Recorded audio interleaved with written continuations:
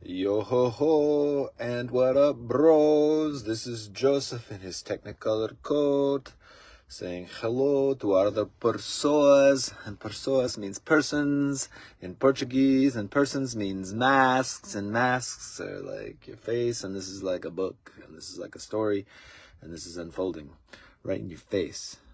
And through the mask, let's shine bright, hey? Let's see what the mask is about. I don't know today what the story is saying.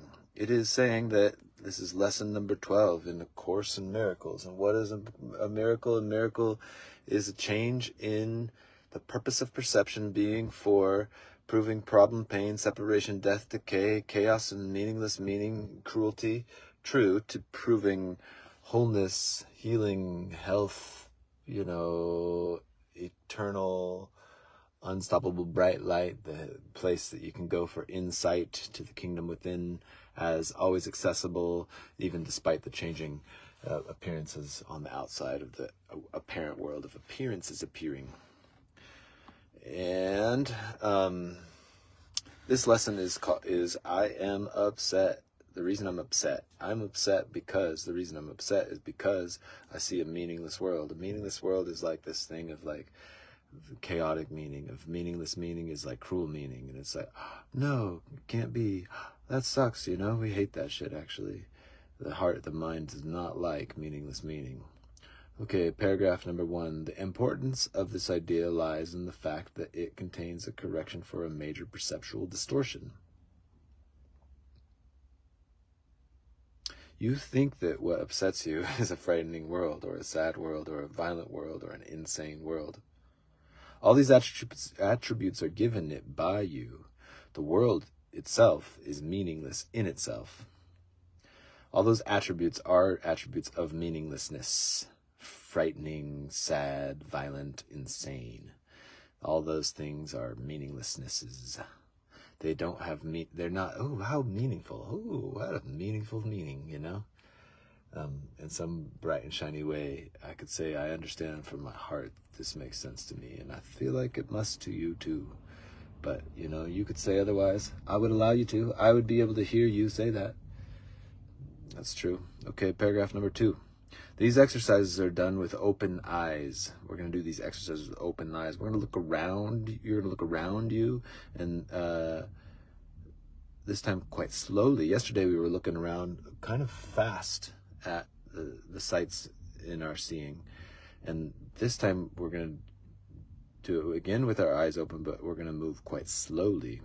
We're going to try to pace yourself so that the slow shifting of your glance from one thing to another involves a fairly constant time interval. Do not allow the time of the shift to become markedly longer or shorter, but try instead to keep a measured, even tempo throughout. What you see does not matter.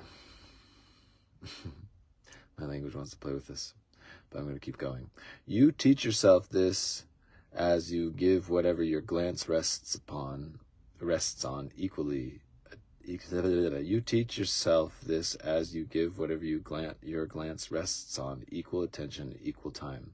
What you see does not matter. The way you teach yourself this is as you give whatever your glance rests on equal attention and equal time. Equanimity, in the words of Vipassana, the 10-day silent meditation, if you've done that game before.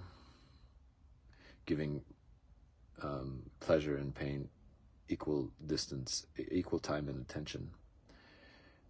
Paragraph number 3. As you look about you, say to yourself, I think I see a fearful world, a dangerous world, a hostile world, a sad world, a wicked world, a crazy world, and so on, using whatever descriptive terms happen to occur to you.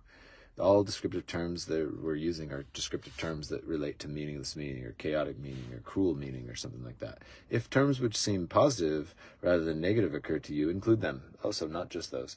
For example, you might think a good world or a satisfying world. If such terms occur to you, use them along with the rest.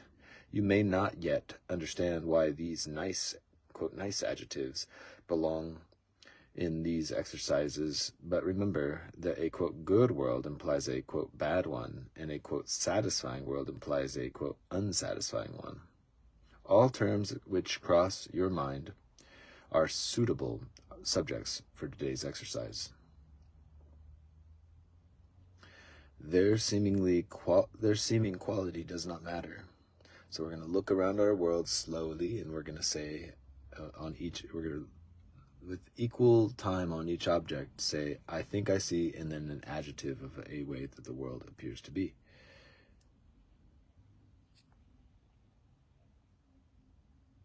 Paragraph number 4. Be sure that you do not alter the time intervals between applying today's idea to what you think is pleasant and what you think is unpleasant.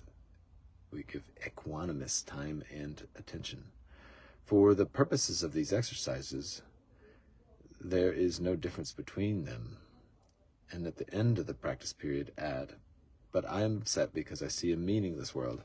See, the meaninglessness that Course is equating all of that with, but all that stuff, if you say the specifics of unsatisfying or bad or cruel or fearful, like that implies a lot. Meaninglessness, saying that this is meaningless, actually has me see that meaning may be something that what I am can find, despite whatever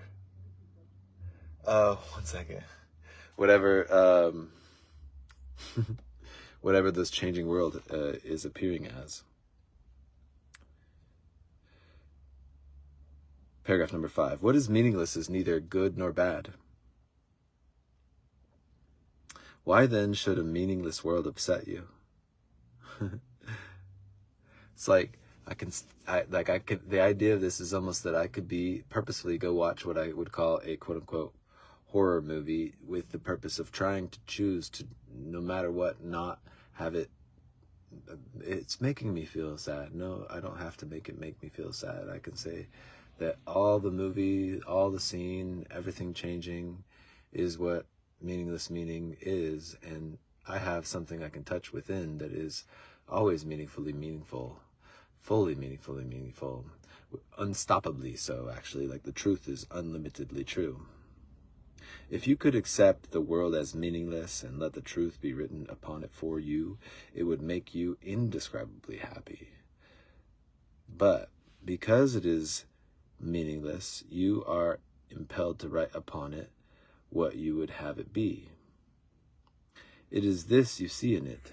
It is this that is meaningless in truth.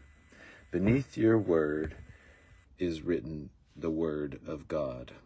Beneath your words, these extra meanings added on to meaninglessness, is the word of God. The truth upsets you now, but when your words have been erased, you will see His.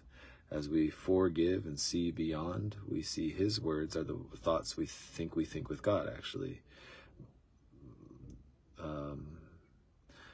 My happiness and my function are one in truth. The thoughts I think with God are the thoughts I think in reality.